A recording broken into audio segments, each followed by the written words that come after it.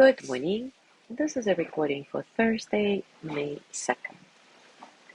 We have so far explored three of the four elements of building shame resilience: the ability to recognize and understand your shame triggers, practicing critical awareness, and reaching out.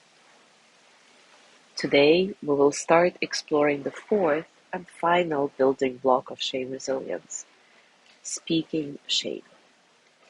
Brené Brown writes, "There is nothing more frustrating and sometimes frightening than feeling pain and not being able to describe or explain it to someone. It doesn't matter if it's physical pain or emotional pain. When we can't find the right words to explain our painful experiences to others, we often feel alone and scared. And some of us may even feel anger or rage and act out. Eventually, many of us shut down and either live silently with the pain, or in cases when we can't, accept someone else's definition of what we're feeling, simply out of the desperate need to find some remedy. Shame is a type of pain that often defies definition. As we have been discussing throughout this whole series, shame unconsciously drives thoughts, feelings, and behaviors. Its survival depends on remaining undetected, therefore it seeks silence and secrecy.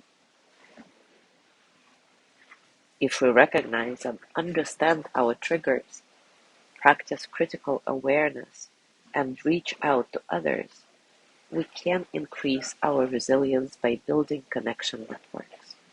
These networks are sources for the empathy, connection, and power we need to free ourselves from the shame web. But to tap into these sources, we need communication skills. We need to be able to identify and communicate what we're feeling and why we're feeling it. Most of us don't naturally acquire the vocabulary we need to identify, describe, and discuss the actual process of experiencing shame or increasing shame resilience. Shame is a very complex language. Learning it requires practice and skill. Speaking shame requires us to develop names and terms to describe some of the most painful and abstract concepts that we, as humans, have to confront. For example, how do we describe the overwhelming physical and emotional responses that most of us experience when we're in shame? Brené Brown gives an example of one of her research participants, Barbara, who speaks shame fluently. She knows that when she's in shame, her face flushes, her stomach tightens, and she replays the incident over and over in her head. And this is very different from many other research participants who describe their responses to shame as freaking out, or losing it, or dying inside. This is not very specific. These are very loose descriptions, which means these people cannot speak the language of shame yet. When we speak shame, we learn to speak our pain. We are all wired for connection, and this makes us wired for story. More than any other method, storytelling is how we communicate who we are, how we feel, what's important to us, and what we need from others. Without language, we cannot tell our stories. Narrative therapists Jill Friedman and Jean Combs write this: speaking is not neutral or passive. Every time we speak, we bring forth a reality. If the realities we inhabit are brought forth in the language we use, they are then kept alive and passed along in the stories that we live and tell. This actually reminds me of the word abracadabra. Of course, we all know that this word is used by magicians and we're used to thinking it means nothing, just a gibberish incantation of sorts. But some time ago, I learned that the original meaning of the word abracadabra is, well, let me describe it. It has two parts in Aramaic language. Abra means I will create, and kadabra means as was spoken. So together, the word abracadabra actually means I will create as has been spoken, or I create as I speak. Isn't that something?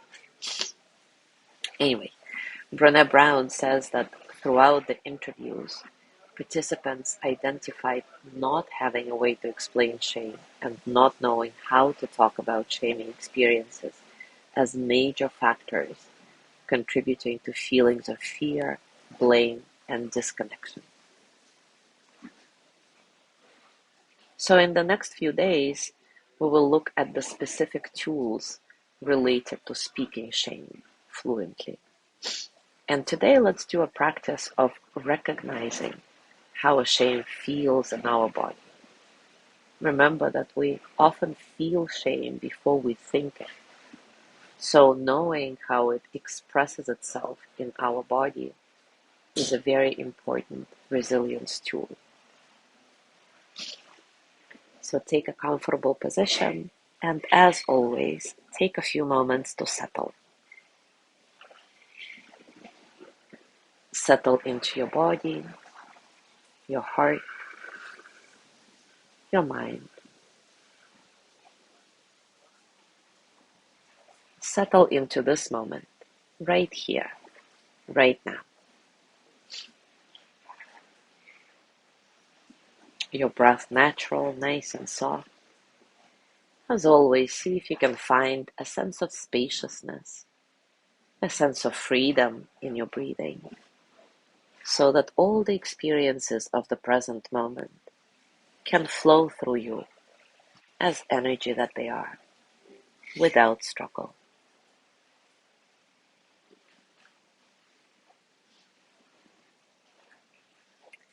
Now take a moment to recall a shameful experience from your life, preferably something recent, so that you can fully connect with the physicality of it. And try to bring this episode to life in your mind as vividly as possible, however uncomfortable it may feel now. Remember, we are not trying to alleviate the discomfort right now. We're trying to develop a language for describing how shame expresses itself in your body. So as you reflect on that episode, that experience, scan your body and notice which area or areas of your body do you physically feel shame in? Is it your chest, your belly, your throat, your face?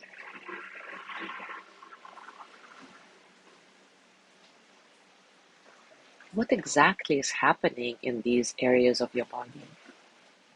Is there some tightening, tingling, hotness? Whatever it is, try to describe it as specifically as you can.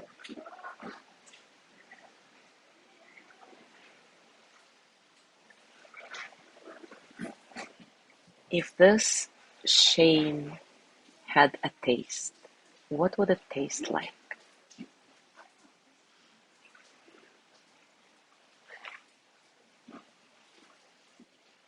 If the shame had a smell, what would it smell like?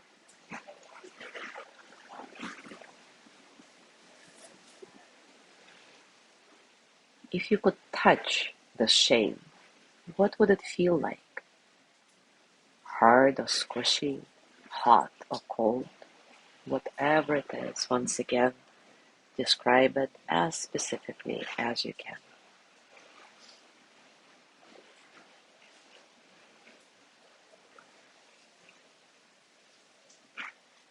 Now bring your attention to your mind. What is the quality of your thoughts right now? Is there one thought on repeat, so to speak? Or what exactly is happening in your mind right now?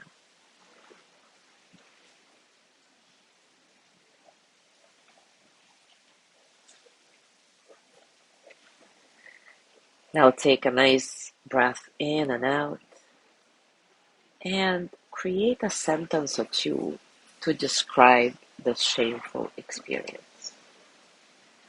For example, when I was in shame then, my face felt hot and my stomach tightened in a knot.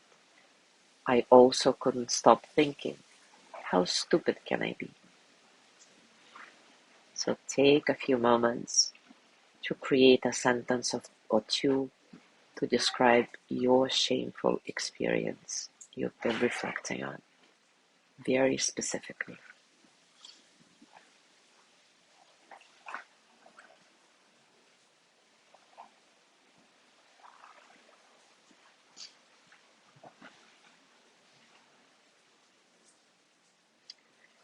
Now place your hands on your heart and, as always, send the energy of loving kindness to yourself with gratitude for being here, for doing this challenging work.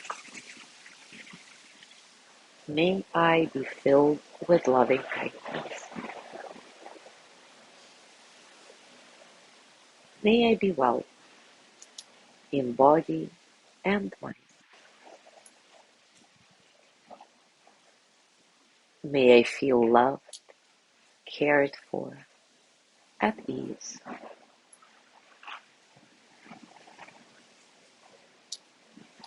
May I know that I am enough.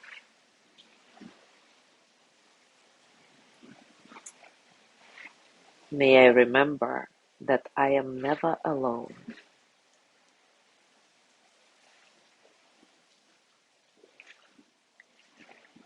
May I touch deep, natural peace. As you gently let go of your practice, as usual, scan your body and notice what's going on for you right now, physically, emotionally, mentally. How are you, really?